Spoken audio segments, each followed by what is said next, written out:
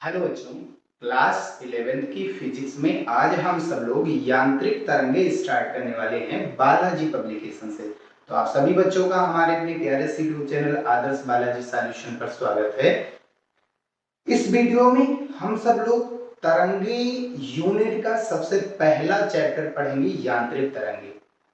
इसके बाद प्रगामी अप्रगामी विस्पंद वगैरह जो चैप्टर बचे हुए हैं उनको कंप्लीट करेंगे। ठीक है, तो दोलन तथा तरंगे लास्ट यूनिट थी सेकंड फिजिक्स की। दोलन कंप्लीट हो चुका है, तरंगे स्टार्ट होना है और स्टार्ट आज के वीडियो में हम सब लोग करने वाले हैं तरंग नाम के टॉपिक से। तरंग है क्या, सबसे पहले वो चीज जानेंगे। तरंग का मतलब होता है ऊर्जा को एक जगह से दूसरी जगह भेजना। ऊर्जा को एक जगह से दूसरी जगह तक भेजना। एक शर्त है कि वो उसमें क्या होते हैं कि कण एक अपनी जगह पर ही रहते हैं और वो ये ऊर्जा जो है अपने आगे वाले कणों को देते हैं। आगे वाला कण जो ऊर्जा पाएगा वो अपने आगे वाले कण को देगा, अगले कण को देगा, वो अगले कण को देगा। ऐसे ही ऊर्जा पास होती जाती है, यानी कणों द्वारा और बिना किसी गति के। कण अपनी जगह पर ही रहेंगे, बिना गति करे कण जो होते हैं वो ऊर्जा या संवेग को ट्रांसफर करते हैं अपने से आगे वाले कणों को या देते हैं। ठीक, ये होती है तरंग। तरंग का मेन कॉन्सेप्ट यही है कि अगर एक एग्जांपल के जरिए हम इसको देखें। एक एग्जांपल है कि अगर एक व्यक्ति यहां पर खड़ा है, ये व्यक्ति यहां पर खड़ा हुआ है और ये कोई एक वस्तु को हाथ में लिए, ये व्यक्ति जो है एक वस्तु को हाथ में लिए हैं और यहां वाले व्यक्ति को ये देना चाहता है। ठीक, तो दो चीजें हो सकती हैं। पहला कि ये जो है खुद चल करके जाए, इस व्यक्ति को ये बॉल दे, पहला हो गया। दूसरा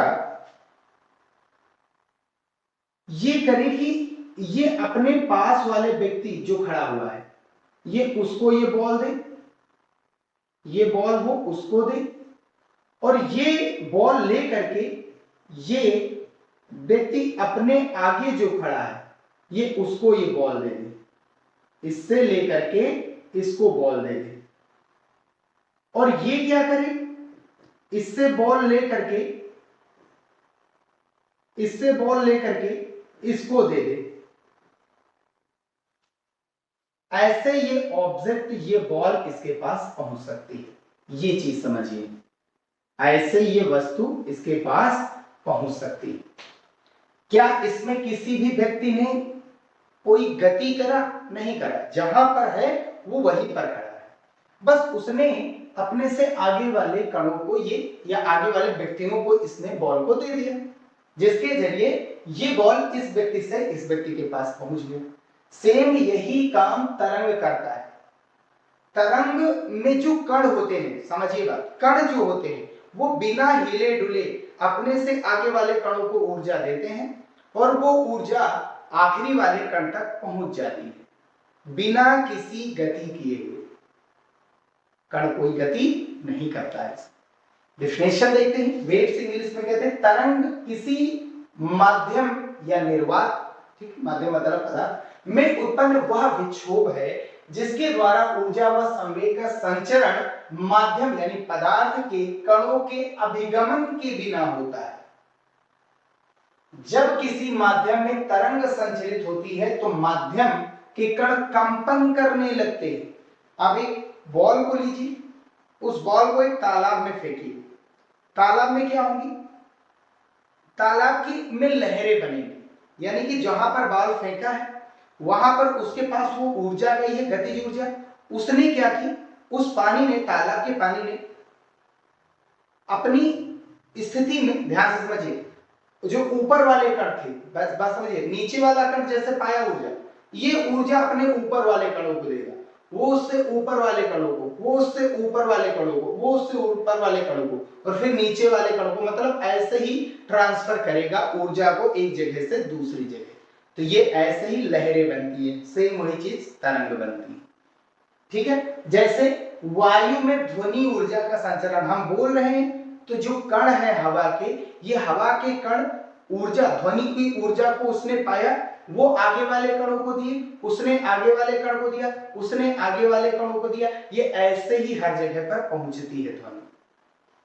प्रकाश का संचरण छोटे छोटे कणों में भी होता है, तरंगों में भी होता है, तरंगों द्वारा भी होता है, कणों द्वारा भी होता है। एग्जाम्पल ऐसे ही ईटीसी बहुत सारे एग्जाम्पल है। तरंगों के प्रकार देखेंगे तो माध्यम की आवश्यकता अनुसार, माध्यम मतलब पदार्थ की जरूरत के अनुसार तरंगे दो प्रकार की होती हैं। पहली है विद्युत चुंबकीय तरंगे, ये कक्षा 12 में हम एक चैप्टर पढ़ेंगे और बहुत बेहतरीन चैप्टर है। इसमें थोड़ा सा यहाँ पर हिंट ले लीजिए, वहां पर इसका निर्माण कैसे होता है, कैसे क्या क्या कॉन्सेप्ट होता है, इसका दैनिक जीवन में हमारे यूज क्या है, वो सभी चीजें पढ़ेंगे।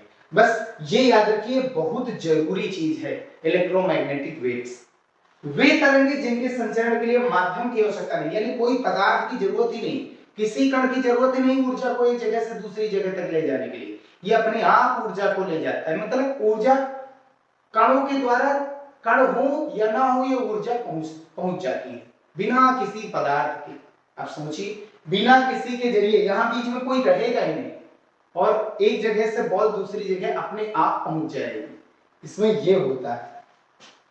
इसमें आती है रेडियो तरंगे। रेडियो तरंगे जो सिग्नल आता है हमारे मोबाइल में, डीटीएच मशीन में, डिश टीवी में जो सिग्नल आता है, वो रेडियो तरंगे के द्वारा आता है। उसमें किसी भी कण की जरूरत नहीं है, एनर्जी एक जगह से दूसरी जगह बिना किसी के कणों की जरूरत के बिना ही पहुंचती है, वो अपने आप पहुंचती है।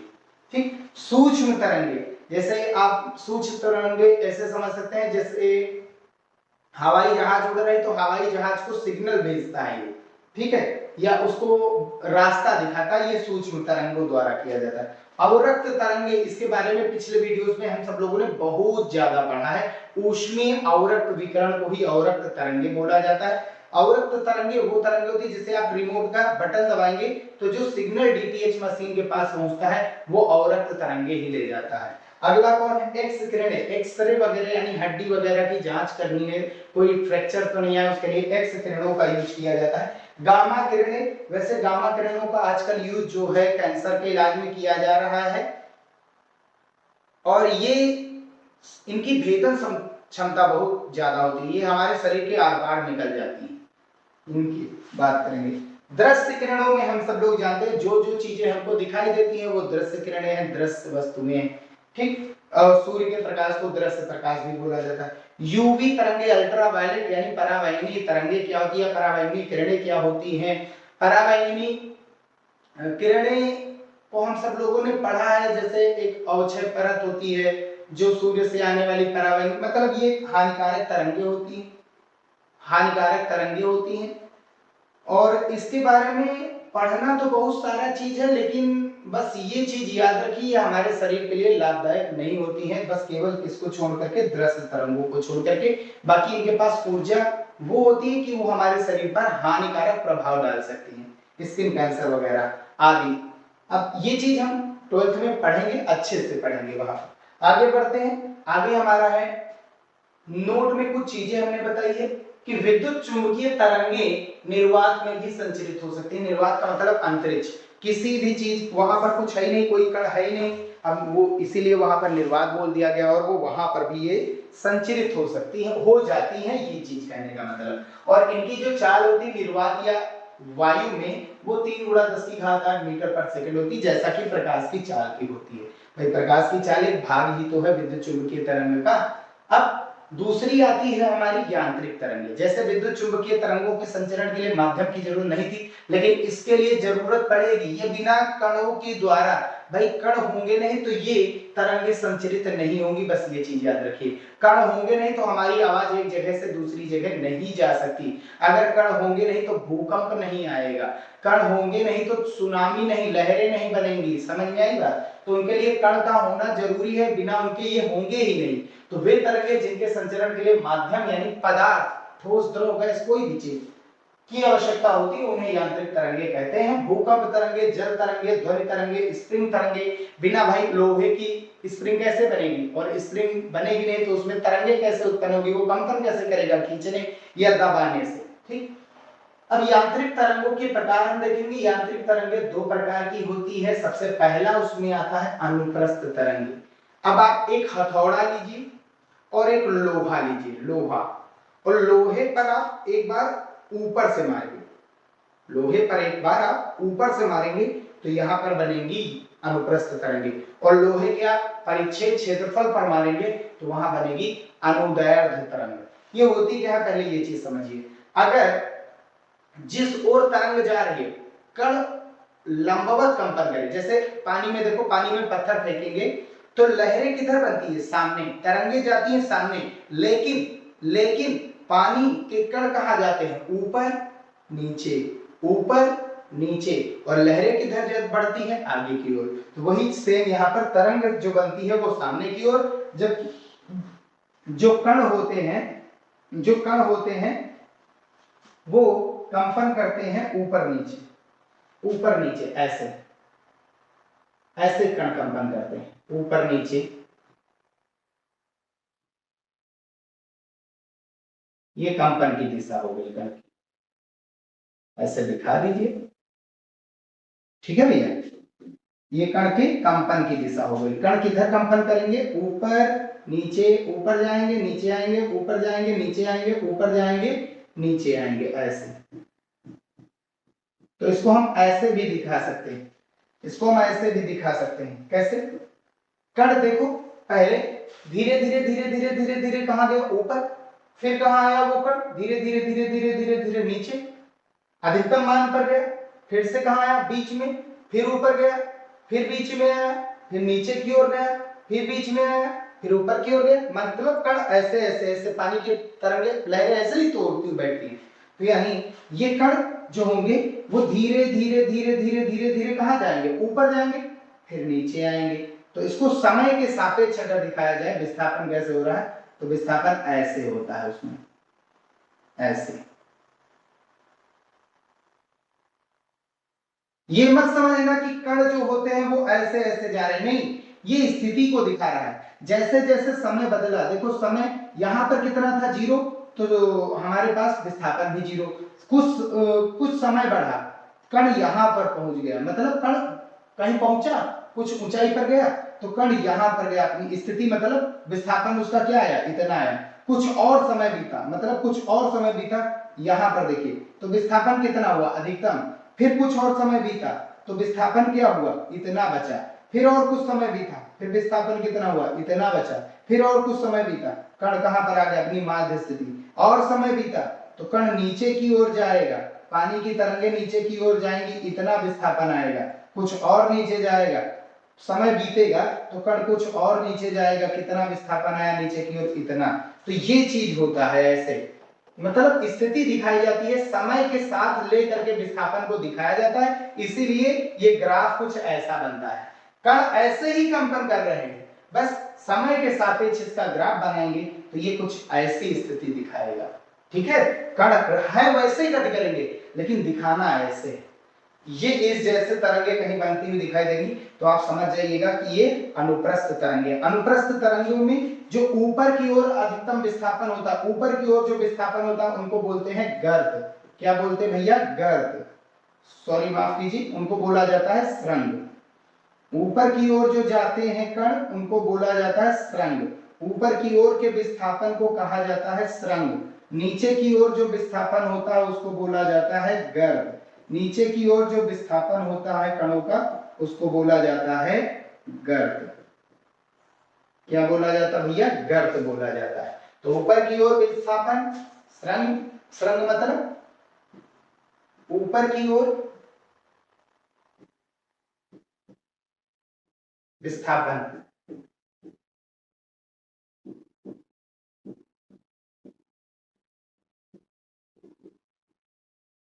नीचे की ओर विस्थापन, वो गर्त होता है।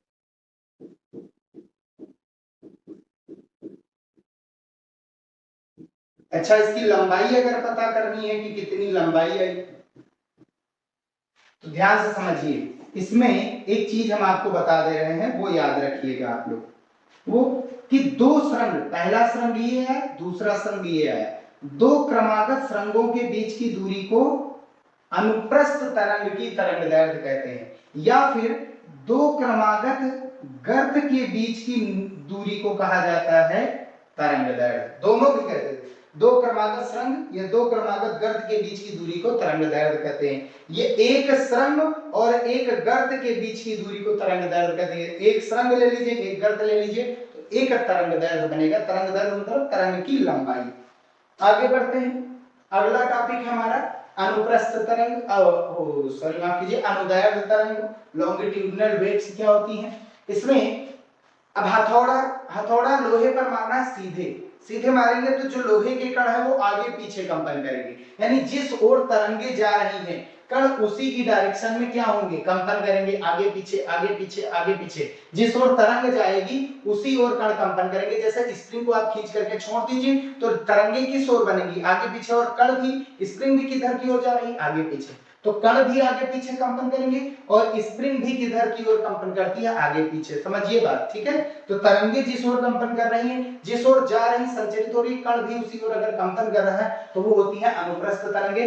और यदि कंपन करते कण पास पास आ गए, समझिए बात, तो उसको बोला जाता है, कंपन करते हुए कण यदि पास पास आ जाते हैं तो उसको बोला जाता है संपीडन।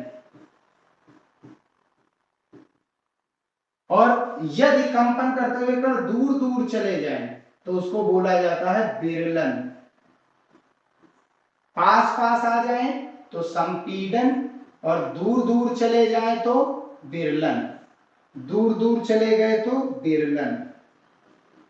कंपन करते हुए यदि कण पास पास आ जाए तो उसे संपीडन कहते हैं, और यदि कंपन करते हुए कण दूर दूर चले जाएं एक दूसरे से तो उसे विरलन कहते हैं। और इनके बीच की दूरी को ध्यान से समझिए भैया, इनके बीच की जो दूरी होती है, दो क्रमागत संपीडन या दो क्रमागत विरलन के बीच की दूरी को अनुदैर्घ्य तरंग की तरंगदैर्घ्य कहते हैं, यानी इसकी लंबाई कितनी है अगर, तो दो क्रमागत संपीडन या दो क्रमागत विरलन के बीच की दूरी को इस यानी अनुदैर्घ्य तरंग की तरंगदैर्घ्य कहते हैं। ऐसे भी कह सकते हैं एक संपीडन तथा एक विरलन को भी के बीच की दूरी को भी हम क्या कहते हैं, तरंगदैर्घ्य कहते हैं। एक संपीडन और एक विरलन मिलकर के एक चक्कर कंप्लीट होता है, ये भी याद रखिए। और इसमें जो समय लगता है वो इसका आवर्तकाल। ठीक, ये हो गया। संपीडन की डेफिनेशन लिख लीजिएगा, दो जब कण कंपन करते हुए पास पास आ जाते हैं तो उसे संपीडन कहते हैं, और यदि कंपन करते हुए कण दूर दूर चले जाते हैं तो उसे विरलन कहते हैं।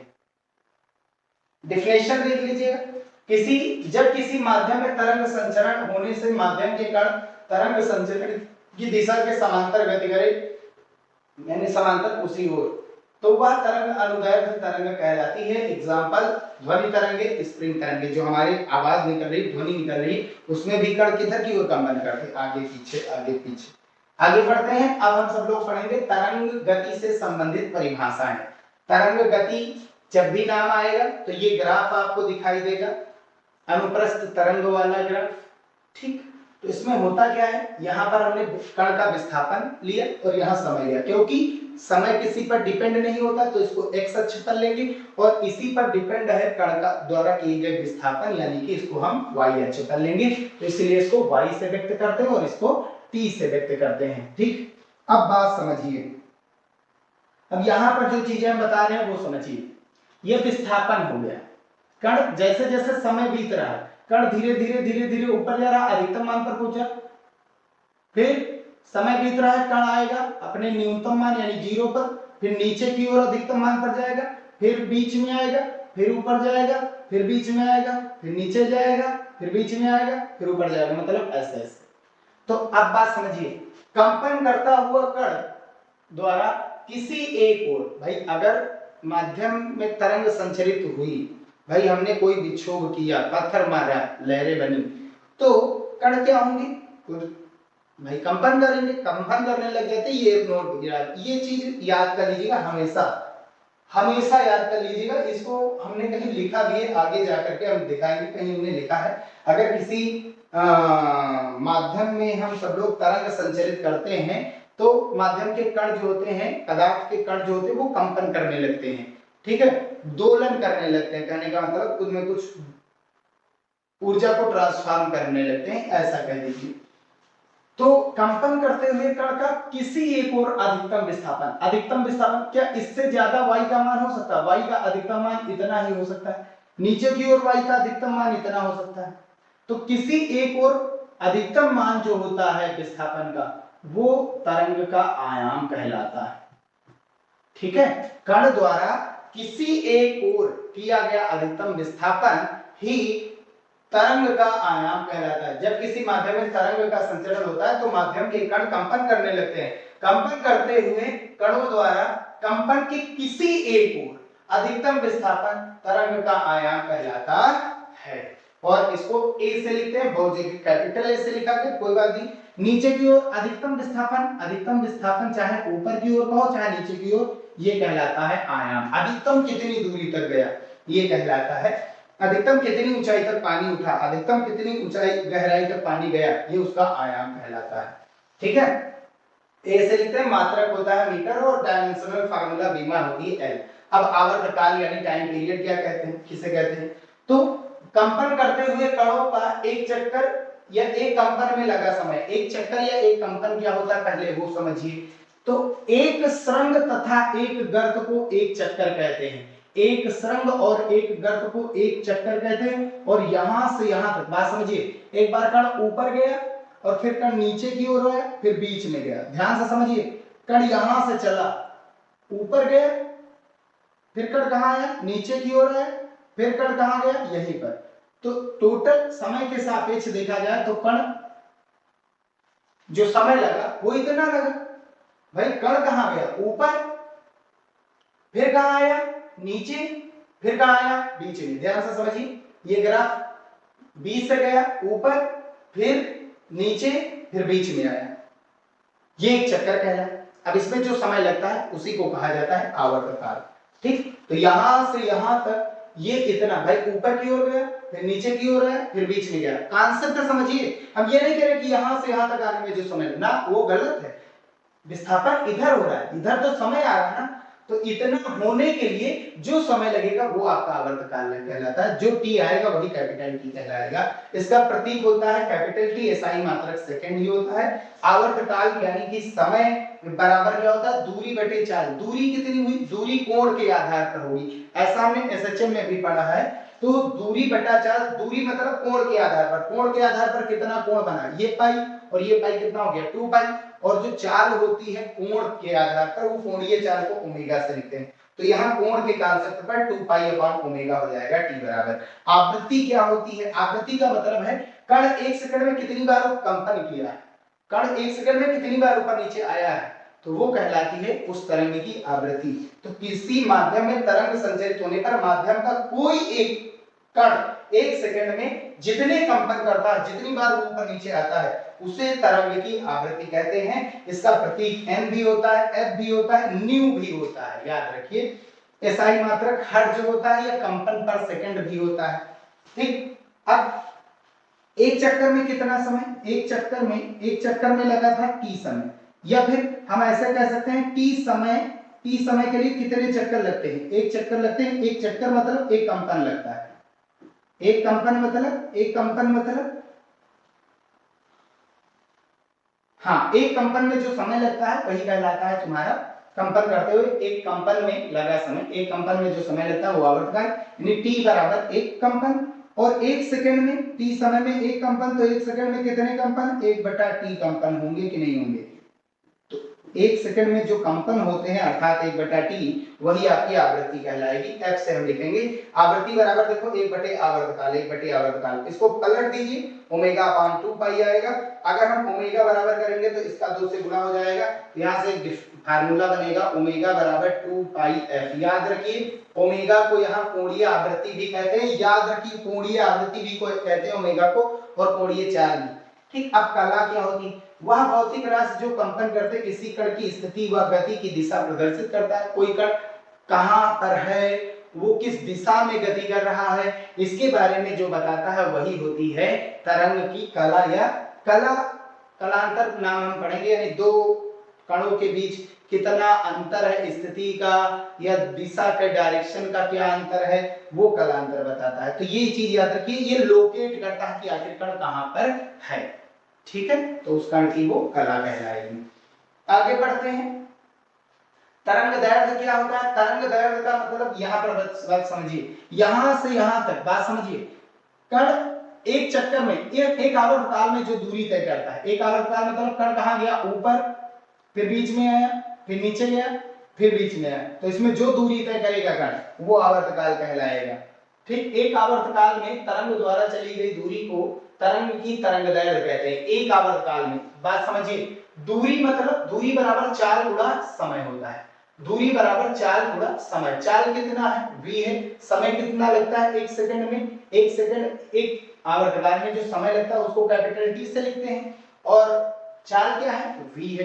तो दूरी बराबर 4 गुणा समय, ऐसे निकाल सकते हैं। और यहां से प्रतीक लैम्डा SI मात्रक मीटर, ये एक तरीके की दूरी होगी। एक चक्कर में, एक कंपन में कण कितनी दूरी तय करा, कण कितना ऊपर नीचे आया गया, इसके बारे में वो तरंगदैर्घ्य बताता है। तरंग की तरंगदैर्घ्य वो होगी।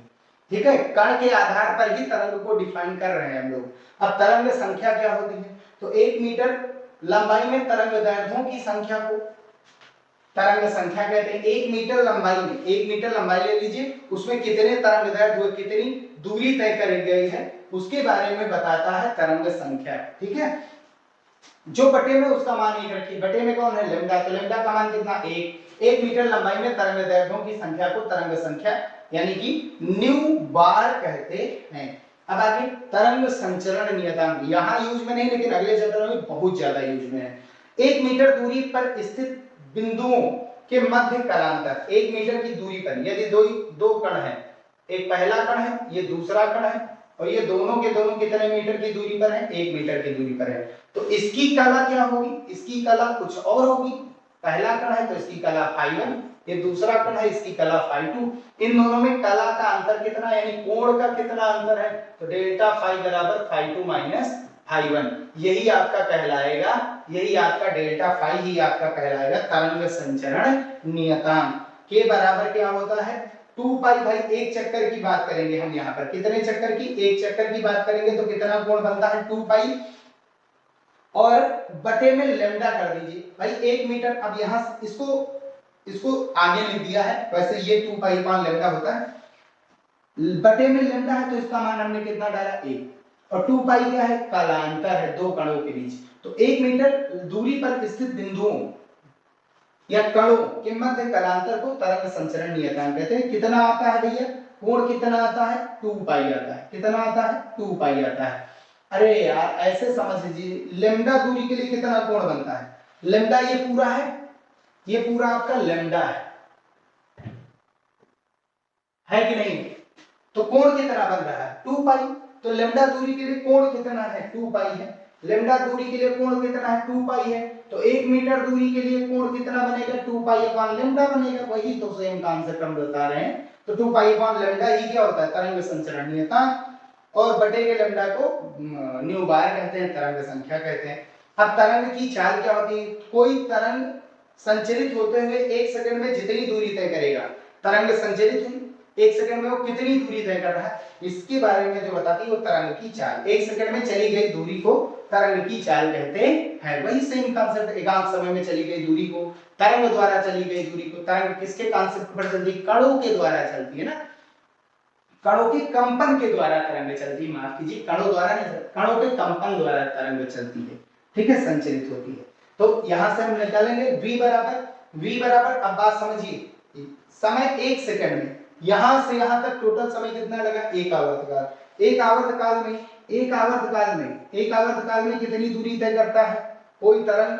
लैम्डा दूरी। तो 1 सेकंड में कितना तय करेगा? लैम्डा बटा टी। तो 1 सेकंड में जो दूरी तय करेगा, 1 सेकंड में जो दूरी तय करता है वही कहलाती है आपकी तरंग की चाल, यानी कि v बराबर लैम्डा अपॉन टी आ गया और इसका मात्रक मीटर पर सेकंड। तो ये इतनी टोटल डेफिनेशन थी और साथ ही साथ हमने तरंग क्या होता है, तरंग के प्रकार के बारे में जाना, तरंग क्या कर सकता है। तरंग बस याद रखिए एनर्जी को एक जगह से दूसरी जगह ले जाता है, कणों के कंपन करा करके, कणों में बिना गति कराए, कणों की बिना गति कराए वो कण क्या करता है, अपनी ऊर्जा आगे वाले को, अगला कण अगले अपनी ऊर्जा आगे वाले को, वो ऊर्जा आगे वाले को, वो ऊर्जा आगे वाले को, ऐसे ऊर्जा एक जगह से अनंत दूरी पर पहुंच जाती है कणों के द्वारा।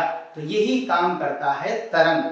बस यहीं पर हम ये वीडियो समाप्त करते हैं। नेक्स्ट वीडियो में हम सब लोग तरंगों की चाल के बारे में पढ़ेंगे कि आखिर होता क्या है, और रिलेशन पढ़ेंगे तरंग की चाल, आवृत्ति और तरंगदैर्घ्य में, ये सभी चीजों के बारे में पढ़ेंगे। तो नेक्स्ट वीडियो बहुत ही इंपॉर्टेंट होने वाला है। मिलते हैं फिर भैया नेक्स्ट वीडियो में। वीडियो पसंद आया तो इसे लाइक और चैनल पर नए हो तो सब्सक्राइब करके जरूर जाइएगा।